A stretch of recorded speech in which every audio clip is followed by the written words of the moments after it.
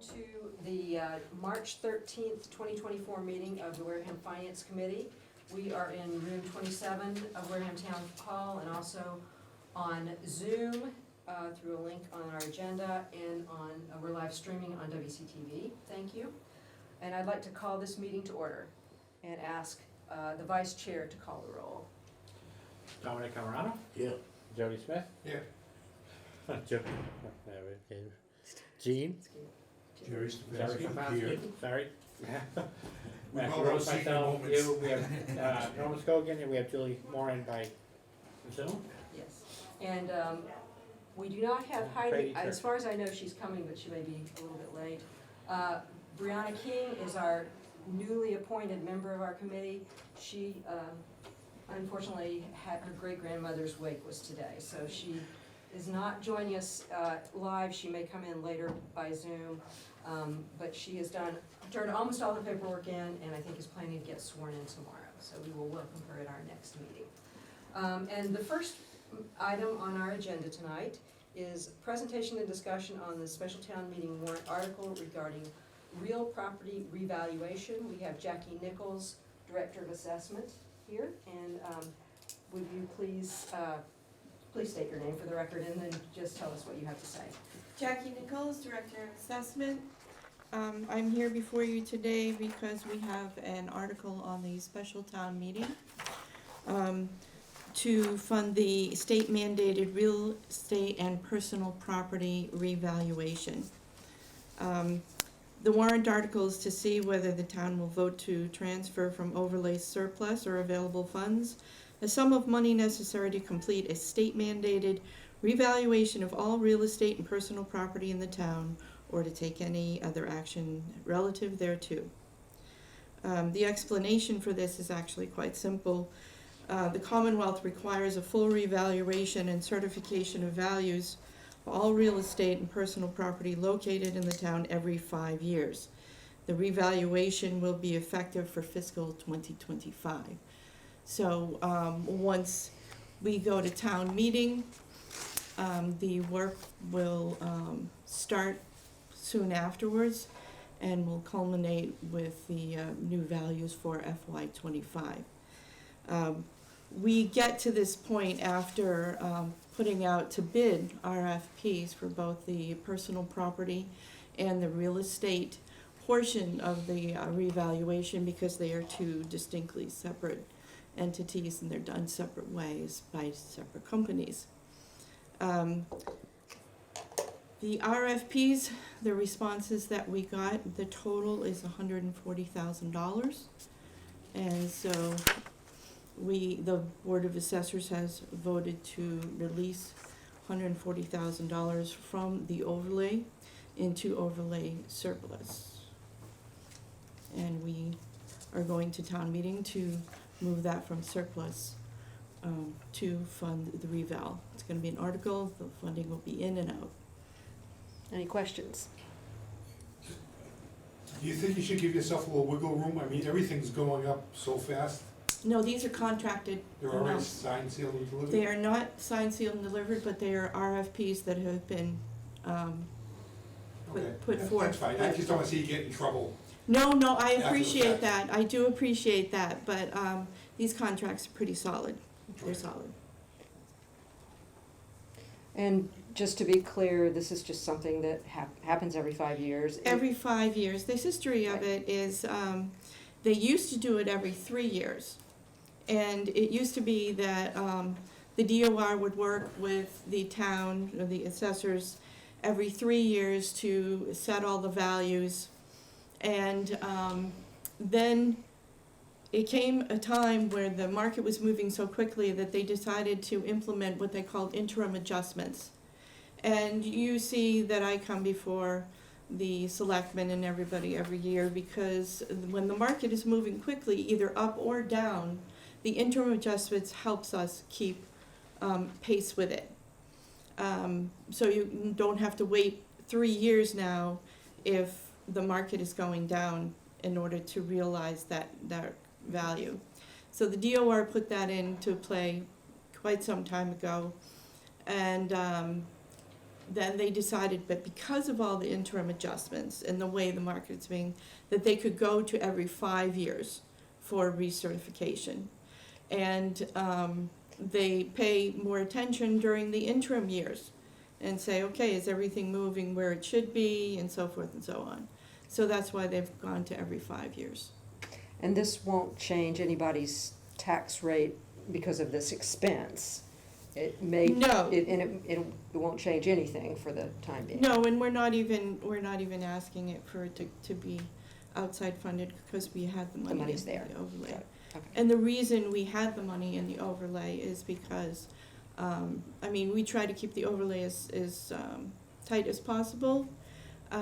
We did have some big utilities cases that withdrew and allowed us to have a little bit extra to pay for this. So you do, oh, good, good. Well, I already asked the question, you go ahead, you may be asking the same one. No, mine's not really to this, right, You're basically a year behind when you do reevaluations.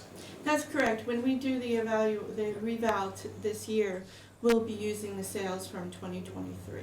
Yeah, Because we don't know what's happening in 24 yet. I'll just say, if anybody's watching, to understand that, because, you know, the tax bills come out, Facebook lights up. Yeah, and people have to understand that we are a quarterly town, so bills 1 and 2 are preliminary. Those are based on last year's rates, tax rates, and last year's values. And then when the actual bills come out, which is the 3rd and 4th quarter, which actually come out at the end of December, those are making up the difference between the preliminary, either for better or for worse, and also using the new tax rate. So the 3rd and 4th could actually have a pretty good increase. It may or may not. They could, Or and decrease. sometimes that, you know, can be a little bit misleading to people because they don't know that they're making up the difference, and they might take that and times it by 4, and that's overshooting it a bit. So we do explain that as much, a lot of times in our window, and if anybody has any questions, they're always welcome to call us or stop by, and we'll be happy. I bet you get that question quite a bit. We do. You have a handout at the window with, Well, sometimes it's best to actually I go understand, over I'm just people, joking. or on the phone Yeah. to have the conversation. It's confusing. It is. It is confusing for people who aren't steeped in It's it. confusing for everybody.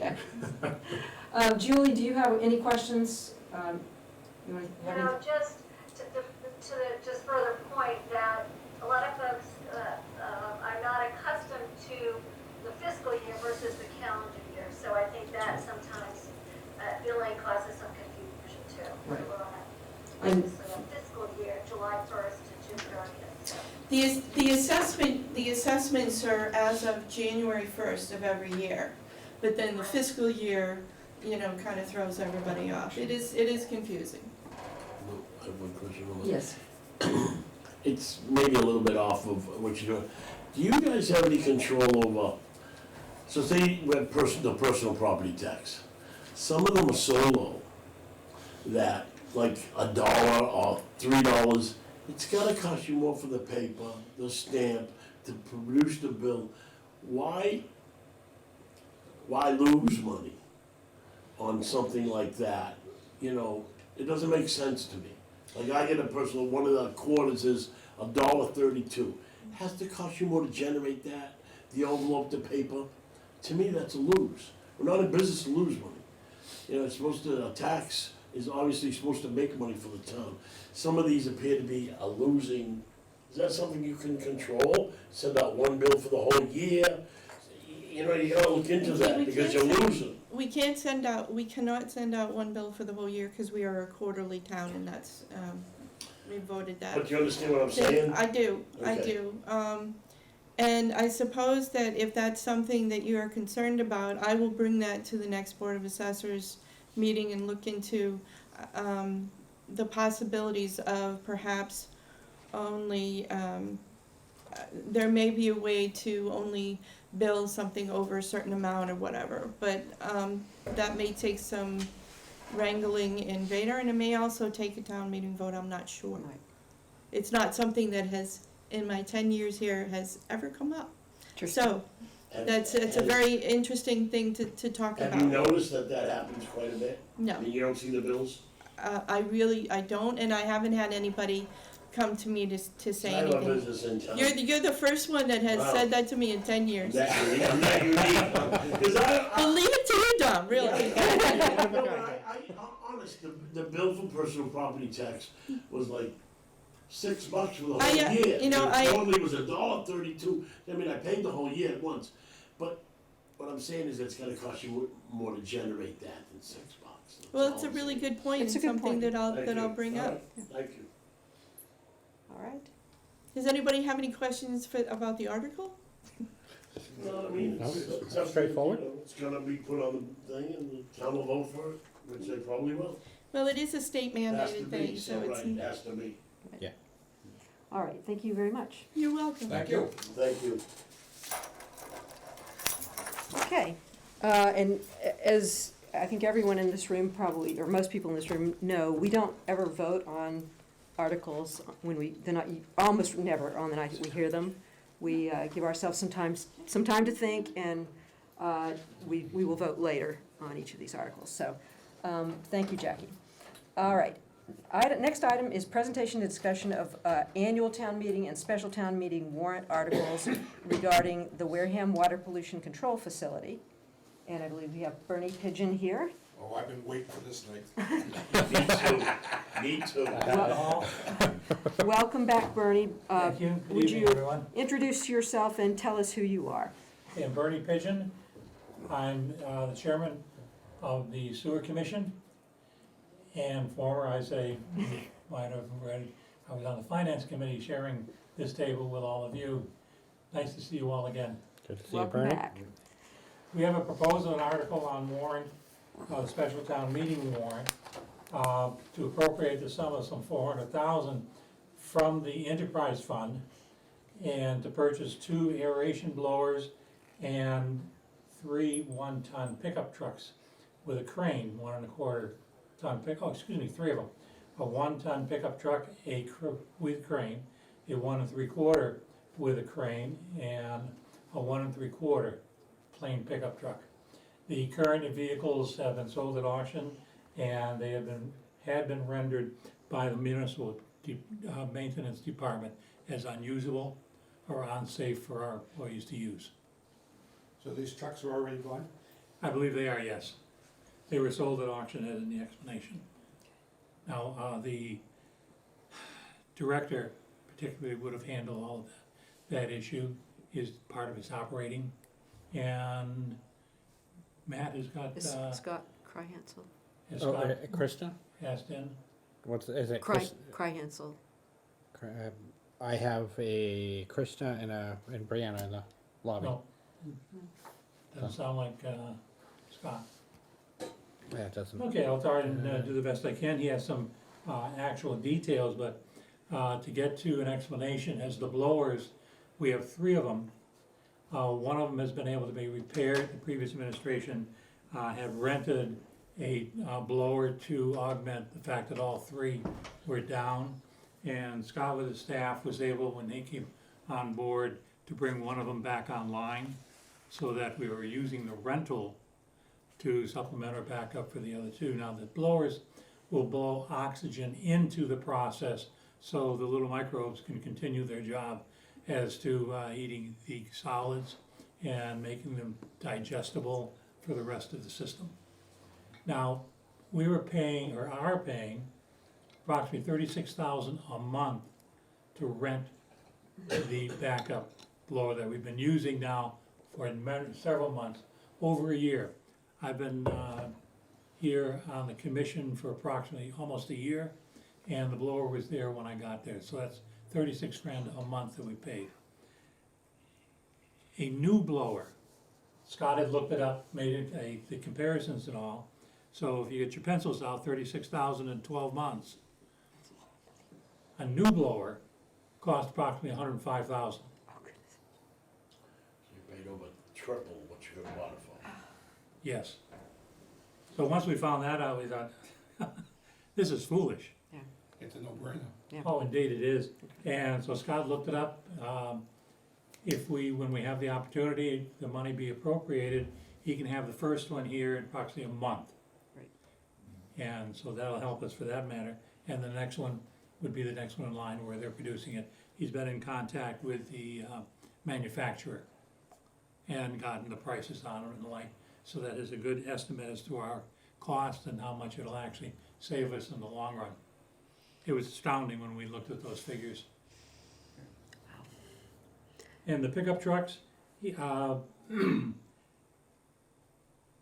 replacing existing vehicles, but he very well, down the road, I say obviously we have special coming up in the Warren's Close, but he's bringing on more people. He is fortunately able to hire, and he anticipates a target of about 19 staff members. He is down around 12 now, and that includes the administrative staff. But they're coming on, these people are coming on, he knows them oftentimes. He interviewed today for an individual, and looks very well, very optimistic as to what he's doing and how he's building a group over there that will not necessarily, well, it'll save the system money in the long run, because we're fixing problems as we go along.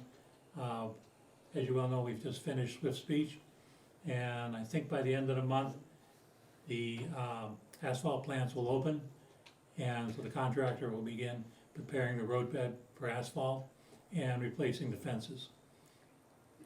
And our contractor down there, Danny Wareham, I'm sure you've heard that name, they really like him, and he's gone out of his way to make sure that they're satisfied with the kind of work that they're doing there. And they reached a point, I mean, our crew was going down there when they had to pump it almost at least once a week at a minimum, and there were things were being thrown at them because people were upset. In fact, the truck was there, odor was there, etc. And when they started with Danny and all, he made sure that they knew exactly what was going on.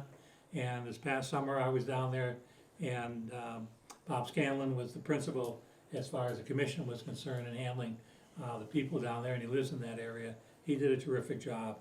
And they were offering us chairs. Here, by the way, you're gonna sit there, have a cold drink, often the crew, cold water, etc. So we really turned them around, and I must say it was enjoyable going down there and knowing the people wanted to see us. And every commitment that's been made to them, we've adhered to and delivered. And obviously we got aside, but I'm just complimenting Scott in the work he's doing and the atmosphere he's building down there. It only goes to show, even with this, the blowers, he looked at them and said, you know, it's gotta be a better way. And he started, because the rental of that unit, mathematically, as you said, it's a no-brainer. And the rest of the process, the rest of the system, we're going along, and just to fill you in beyond this, and then I'll take some questions if you like. We're finding problems, and as far as Scott and his crew is concerned, you find a problem, what are you gonna do? You're gonna fix it, of course. I've seen them in his office. They've come in and say, oh, they got a problem over there. What are you gonna do? Well, you know, why don't you fix it? You want us? Okay. Off they go. They're being empowered. And it's very good in his management style and all. Any questions about the aeration blowers and the vehicles? Yes, Mr. Capel. Very, Scott came before the capital planning committee a couple of weeks ago yes. and discussed all of this. So, it sounds good, really good. And I think you're taking out of retained earnings. Yes, we are. So the reason you have a warrant is because it's a capital item to tell everybody to get it approved. But That's correct. you know how you're gonna fund it. Yes, because we Yeah. have, there's a old article that was funding Swift Speech. And on my meeting tomorrow night, we're rescinding one of the articles in there because it was for retained earnings. Now, if it had been a borrowing article, we would have had to go before a town meeting. But because it's retained earnings, the article or the project is completed and we've used other monies. So it's sitting there, so we just have to go out and take action on our own as commissioners to resend the article, and the monies was back into our retained earnings. I believe it's $2 million. So that was money that Yeah. turned out not to be needed for a project that Correct. had been approved. Yes, Okay, so it's going back into return. that is correct. Okay, all right, All right, can I go to the trucks? sure. I had some questions, but the trucks are gone from a previous member would have asked you the mileage and the condition and all that stuff. I was looking at them and thinking about it. Does it, and I think I know what the answer's gonna be, does it make any sense to put a plow package on these? There's only one truck that has the plow package on it. Yeah, but I'm just thinking of the town, I hope they never need to use it, believe me, but they're desperate for plow operators every winter, when they do need them. And, you know, I understand that separate budgets and money might have to be moved a little bit, but if there were trucks and drivers down there that they could put out on the road. No, we have some streets that go through the plant and then around the grounds. So to justify the expense of additional plow apparatus for the other pickups, we don't have the need for it. Nobody's saying the town does. The town I'm saying maintenance, the that's town not out when of it our snows. budget. We Huh? can't, it's not out of our budget. Municipal maintenance would fund it.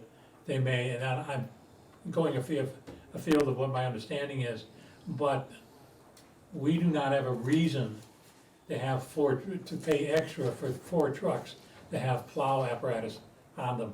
We don't have a justification for needing it. And we're paying for all of this out of sewer fees. Right. So the people expect that Separate they're entity. gonna return in to support their sewer That's why I system. said, I knew to justify, might have some money be moved around. I'm just thinking, every town in Massachusetts, you know, the state looking for plow operators. Mm. I mean, it's just a It's- issue. Municipal maintenance is sometimes very convoluted, and just to tell you a war story if you want, we have an application before the planning board for a stormwater permit.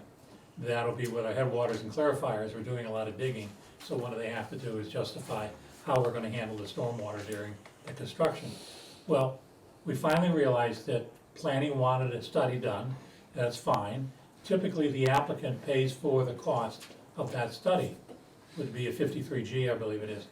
And, well, how does the town bill itself for a study that it's going to need? Because if we have, the planning board needs that study. We're the sewer department in the town, so how does planning board bill us for the cost when we're doing it ourselves? Because Dave Menard is qualified to do it, and I believe Scott is. So now we're using town employees. If we do a 53G, how do we invoice each other? We gotta put money in to start with. It's a, Interesting question. yeah, I was on, it's been almost a week, we've on 2 or 3 phone calls a day, going back and forth since last Wednesday, and we finally figured it out last night. We're not gonna bill. Just do it. Just do it. Okay. Any other questions about this article, the aeration blowers and vehicles? I Julie? didn't get my name on one, where I paid for it. You wanted to be a, My name on the truck where I paid for it. you want the truck, I thought you wanted a blower. No, I just want my name on the side of the truck. Julie? Any que, okay. All right, so you also have an article on the annual town meeting, this is just a routine housekeeping, I think, the appropriate a sum of money from the WPCF enterprise fund for salary and wages, expenditures, et cetera. That is the operating budget Right, for the sewer department. and this It is runs something that separate. happens every year. Yes, now it runs such separately from us as the sewer commissioners. We do all the forward-thinking kind of thing. The operational, the day-to-day operation, that falls under Derek as the town administrator, and Scott is the director who reports to Derek. And so the operating budget is different, runs within the administration, and we fund it through the enterprise fund by virtue of how the town meeting, when they initially accepted the enterprise fund, instructed it to be handled. Any questions about that? I think that's part of the indirect cost that you fund back to the town. Yeah. Okay, Yeah, it looks to be expensive, it's a lot of money, and a lot of the budget that he has is, some line items seem quite high, may seem quite high. They absorb a lot of the repair work that's going on. We have one issue now that he wants to put a new roof on the Narrows pump station, We have electric panels in there, the roof's leaking, it's on top of the panels, and we just gotta get that thing watertight. So we've appropriated the money, they're authorized, the expenditure.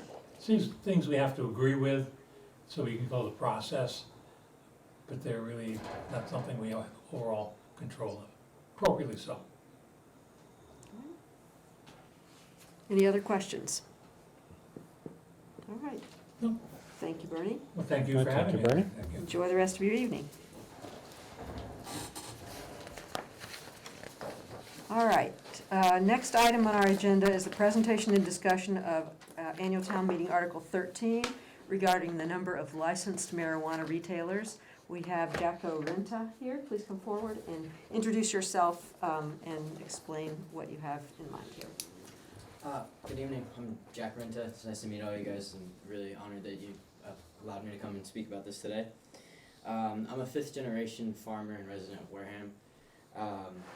In recent years I've shifted my passion onto cannabis activism and compliance. I believe in an open and fair industry that is accessible to all people, but especially to the people in the communities in which they operate. I'm here to tell you guys why I believe that we should amend the bylaw that limits Wareham to 3 licenses and raise that to 4. You must be 21 years of age or older to be employed in an adult-use cannabis facility. I joined this industry almost 4 years ago as soon as I met the age requirement in 2020. I do not have a college degree, but in these 4 years I've seen more opportunity than you would ever imagined. In my time in this industry, I've gained experience in many different management positions, each with unique people and sets of challenges. During my first 2 years in the industry, I found myself managing a lab for a local startup company that quickly grew into a multi-state operation. All of the team members starting at that time had an opportunity to learn about every department, every standard operating procedure, and almost every aspect of running the company.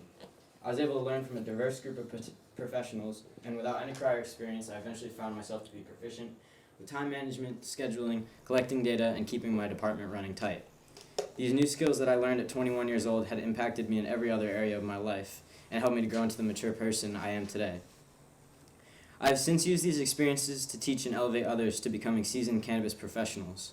I'm now able to do the work I truly believe in, not only growing cannabis, but people. I believe in the opportunities that come with this new and growing industry.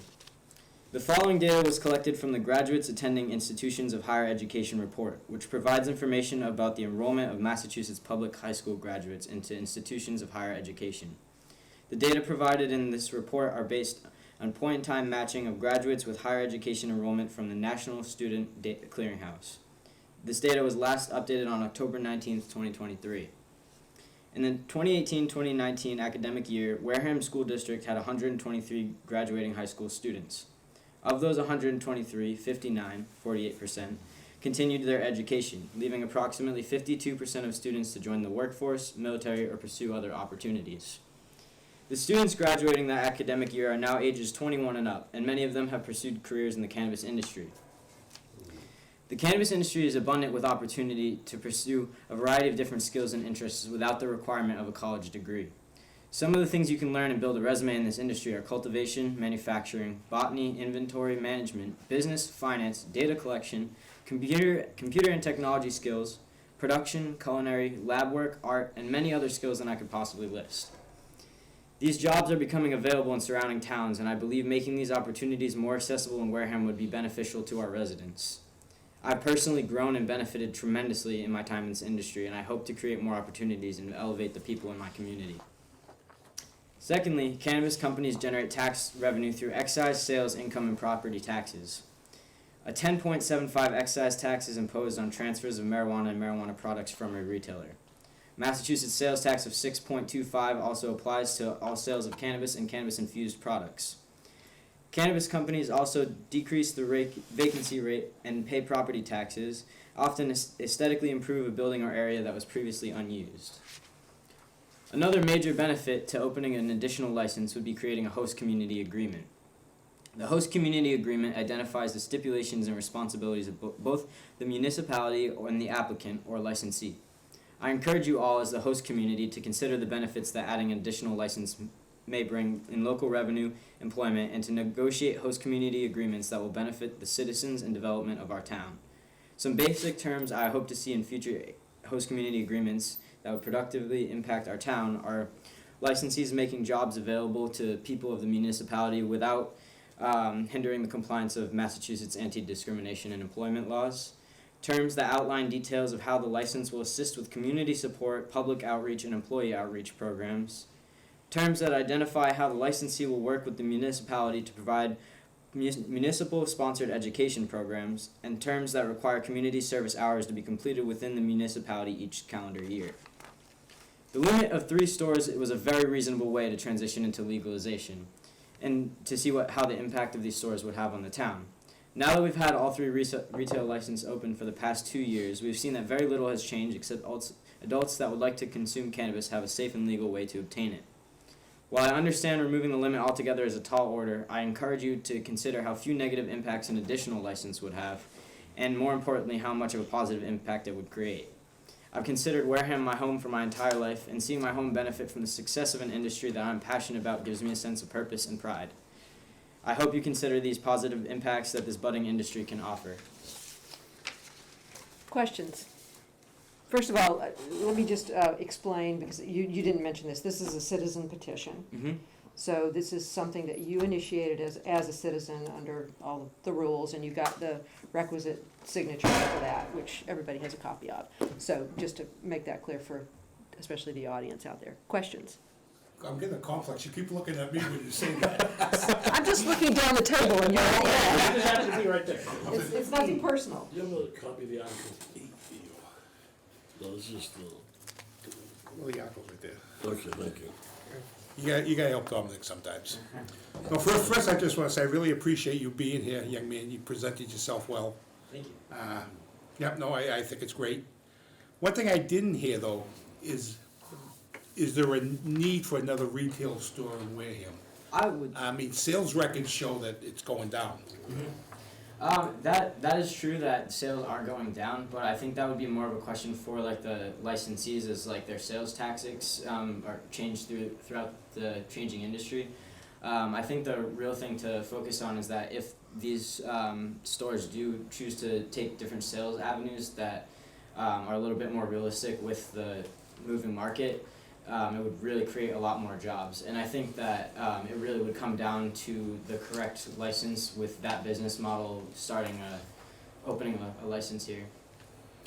And the other question I had, and I don't know if this can be answered, I was always the understanding that the state regulated how many licenses a municipality gets. We have 3. I mean, it's like almost, I don't know if using a liquor license the same goes by population and all that, so I'm not really sure if we're the right avenue that this should be going down. But, Yeah.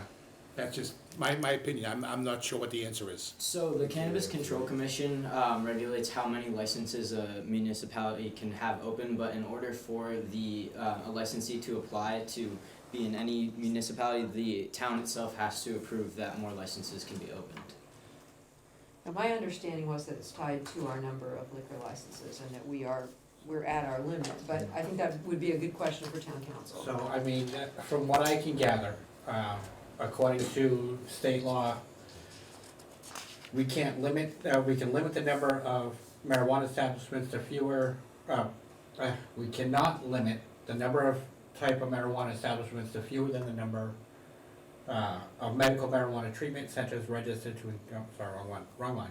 Number of licenses issued within the city or town of the retail of sale of alcoholic beverages. So we can't go below 20%, but I don't see a cap other than the amount of retail licenses. Anywhere within the, it's Mass General Laws, Part 1, Title 9, Chapter 94G. I don't see anything in there that says we can't go up. I do see that we can't go below where we are now. We are at our minimum. How many do we have, Norma? We have There's 3. three. Yep, and that's a zoning bylaw in the town of Wareham that we have 3 licenses. So, and that brings up another issue, and that is if you change a zoning bylaw, you have to go through a procedure, which includes a public hearing through the planning board and so forth. So, Julie, maybe, I don't know if you could speak to that or if you have thoughts on that. Julie's a real estate lawyer. Your zoning bylaws, they have to be presented to the town for comment. So while the petition could be submitted, the process, there's still a good deal of process So in other words, it's possible that this could go to town meeting and the town could vote in favor of it. It would not then automatically create a new license or multiple new licenses. That would begin, I think, a process. Right, at and that- ultimately, you need the Attorney General to review it, sign off, so Right. it's a long process. And this comes up a lot in our citizen petitions because people have an idea of something they want to accomplish and they get it out in front of town meeting, but it can end up only being sort of an advisory kind of thing. And often the moderator will rule that this is really gonna be in the nature of an advisory to the town, and then the town can work on what happens next. And one more, The only other thing I have is going Right. off of what Jody said, the income from the town. When we first started in 21, one company alone was $550,000 was paid to the town of Wareham. Now we're at roughly 210,000 by 24. That's less than half of what that one company started with. Adding more licenses, adding more people, yeah, it sounds great, but those customers, because we were the first town to have it, it exploded. It was oh, the huge. Cape, everyone drove up here. Right, now from here to Middleborough, there's 5 of them, just before the Rock Village exit, Middleborough. There's a total of 5 different shops. So that would be my only concern, is that we'd be taking revenue from local businesses that are already established, and that could hurt that. That would be my only other concern. Other than that, I mean, presentation is great. Oh, it sounded like you've thought of that. Yeah, I actually wanted to speak on that as well, just because a lot of these companies, if you notice, from the time of they opened in 2021 to now, most of their prices on their menu items have remained the same. There has been no fluctuation in like in prices for the consumer since they've opened. And what I'm hoping to influence by introducing an additional license is not only job opportunities, diverse selection of local products, but just to kind of stimulate these guys to just invest in workforce development, innovate to remain competitive with each other, and just leading to eventually increased hiring, creating economic growth, and just overall, just kind of pushing them to be a little bit more open, competitive. So you think there might be downward price pressure if there were? I believe so, additional and I think licenses? overall downward price pressure would be a really positive thing because it would drive those sales back up, increasing that revenue once again. Don? I don't, the town gets its money from the taxes from it. That's correct. Okay. Whether we have 3 or 10, I can't see it bringing in any more revenue. There's only so many sales of this product that are coming. I don't believe lower prices is gonna increase sales. People are gonna use the same amount as they use the same amount as they use the same amount. So if you have 3 and you make $100, or you have 10 and make $100, the town is not gonna benefit tax-wise from this. Just an opinion I have. I think that, respectfully, I think that it might create an increase in revenue because of the fact that the prices in dispensaries right now are just simply unaffordable. They're not reasonable, especially with the consumer being taxed on top of it. It wouldn't be reasonable for somebody who is a regular or medicinal user to consistently go and shop at a cannabis dispensary. And maybe it is for some people, but for the average person and for most of the people that around my age that I know that are a very large percentage of the consumer base of those stores just simply can't afford it. So basically you're saying this would bring people from illegal purchase to legal? I believe so, yes. Okay. I think that's already stopped. I don't think that. Put it this way, it's put a big damper in it. I'm gonna tell you, just like the lottery hurt the gambling. I mean, it is what it is. That's true. When it becomes I'm no legal, expert. the illegal factor takes a big hit. Simply put, though, the illegal market doesn't have the tax that we have on it as That well, much I agree. which would really sway like a young consumer as well to go to that avenue rather than going through a cannabis dispensary. And I also do believe as well that having these legal markets available make it so that people who are underage that shouldn't be consuming don't have access to it, because I do think that this did damper the illicit market, but not to the degree where it makes a difference in underage consumption. Just for the hell of it, have you done like an income statement? I have not. So I mean, you hope to make money, but it kind of like the whole deal here is to make money, and you kind of like, maybe you should go through the numbers first to see if it's worth your effort. Well, I am not applying for a cannabis license. I am just looking to add more licenses to become available, because I am somebody. I've worked in the cannabis industry. I think it's a really great opportunity. I think it's like, especially for people who don't have college degrees, it's an avenue where you can go build a legitimate resume and move on to something that maybe if that's not what you want to do for your entire life, maybe you can take the skills that you learn and move on to something else. And I think that the regulations that we have in place are the cause of that opportunity. That's what makes it a legitimate resume builder, is because you have to comply with these laws and learn all of this information in order to move forward. Otherwise, like, there's not a lot of opportunity in it. And I think not only does the town benefit from maybe a little bit more sales, I think the real important thing of it is the job opportunity, because I know many people who are interested in starting a career in this industry and being hired at one of these companies, but the jobs are just not available with the companies that we have. And I think that these opportunities, they really are like amazing. It's really changed the trajectory of my life, and it's something that impacted me heavily enough that I felt strongly enough to come and speak on it. So you're not looking to start your own business? No, I'm not. So are you working on behalf of anyone else, or? I work for a cannabis company, but I don't believe that they're looking to start a retail license, as to my knowledge. I mean, this is really something that I'm passionate about, cannabis activism and compliance. That is why I chose to come here about this. Okay, I understand. And I have to say thank you, because if you want to make a difference or you want to make a change, That's you're fine. showing what Thank you. the younger generation should be doing to Thank you. do this. And Just off what We're in Matt said, I really appreciate you being Yeah. here, and I hope, Thank you. however this turns out, Really, get involved in the town. You- I will. Be surprised what You may might learn. guess that almost all the other people in this room are a little bit older than you are. And one of our big topics of concern and questions is how do we get people more involved, younger people more involved? So it's great to have you come before us. Thank you. I have grandkids older than you.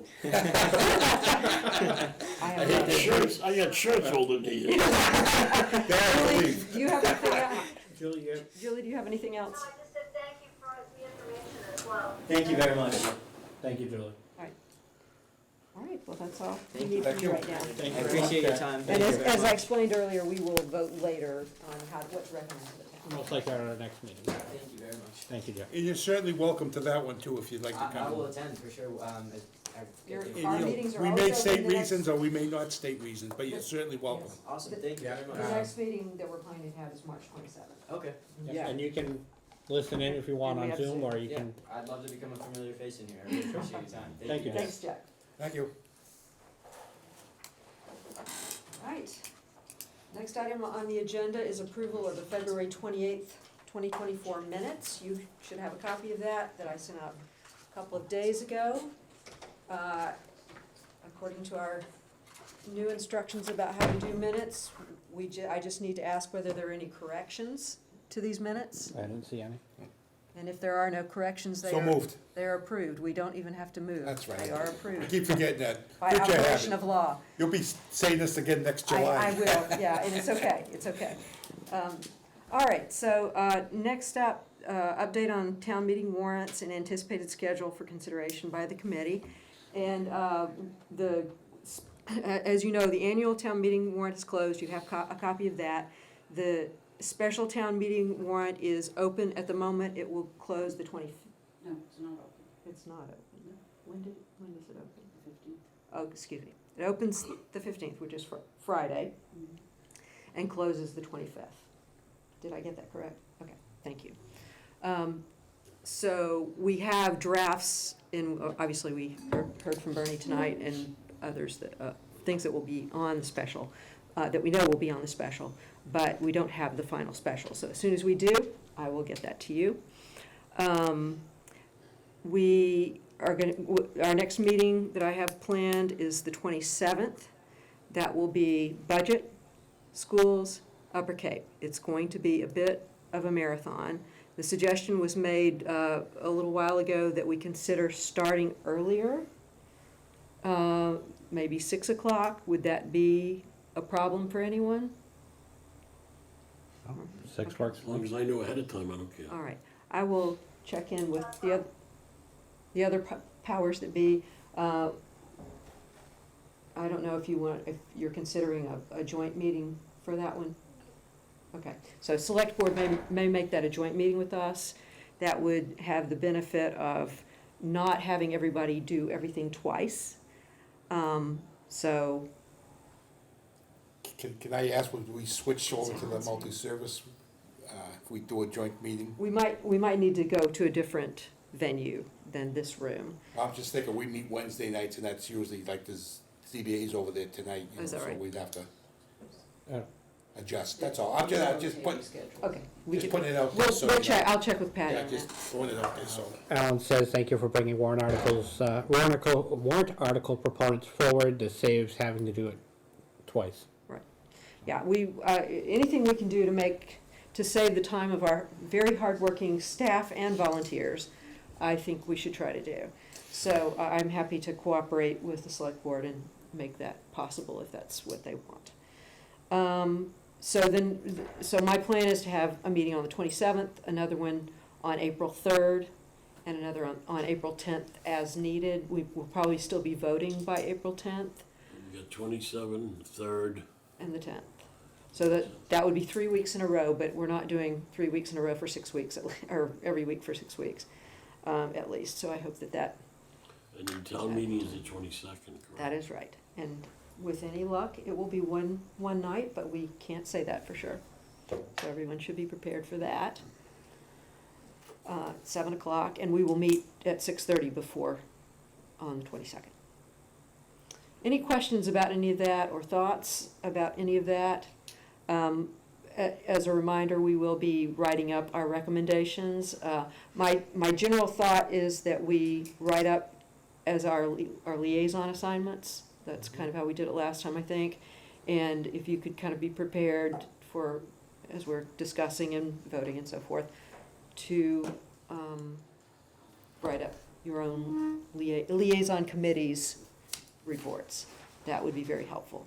I am starting already to put together the bones of the document, and we have talked with Derek and with Patty about having it copied in-house again. That is the plan. Hopefully that will work out as well. Questions? Comments? Concerns? Did you mention the withdrawn article? That's not on this agenda, but we will. Yes, we will. All right. Does anybody have any liaison reports tonight? Well, I know the school committee's coming up in front of us the 27th. I did watch their presentation last Thursday night.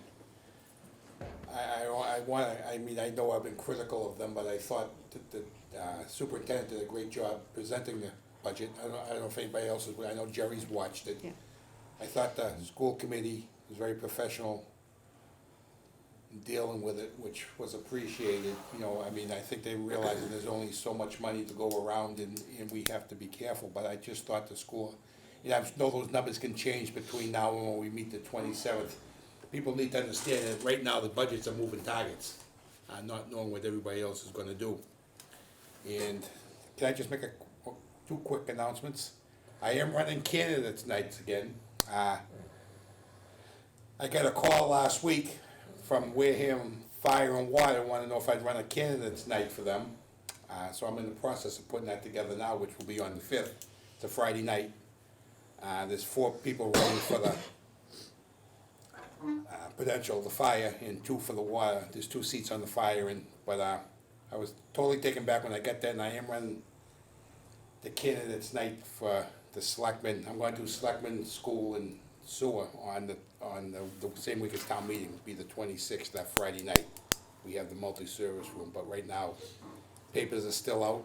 Just, anybody knows, 8 people have taken papers out for the selectmen's race. I don't know what's gonna be turned in, and that could be a little bit of a logistics problem, but Is that the 15th also, the deadline? Tuesday, What night you doing again? 2 Friday nights, which one, the fire?